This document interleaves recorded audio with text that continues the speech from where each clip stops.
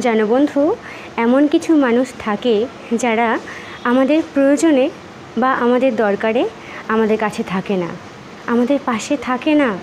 প্রয়োজন বা দরকারটা ফুরিয়ে গেলে তারপর আমাদের কাছে আসে।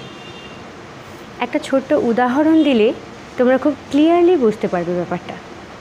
হয়তো তোমার খুব খিদে পেয়েছে, তুমি খুব ক্ষুধার্ত, তুমি চাইছো এতটুকু আলু সিদ্ধ ভাত হলেই হয়তো আমার একটু হয়ে যায়।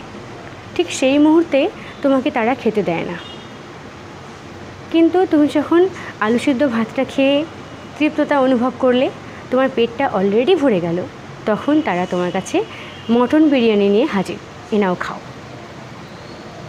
ব্যাপারটা ঠিক কেমন হয়? ভালো লাগে?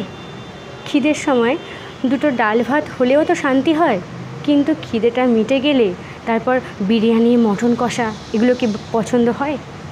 তো ব্যাপারটা ঠিক এরকম। তোমাদেরকেও বলছি, পারলে মানুষের দরকারে, তার প্রয়োজনে তার পাশে থাকার চেষ্টা করো। কারণ মানুষ একটু দরকারি সাহায্যটুকু চায়। সেই দরকারটা ফুরিয়ে গেলে তাকে সাহায্য করে কী লাভ? এই প্রয়োজনে মানুষ পাশে থাকতে পারে না।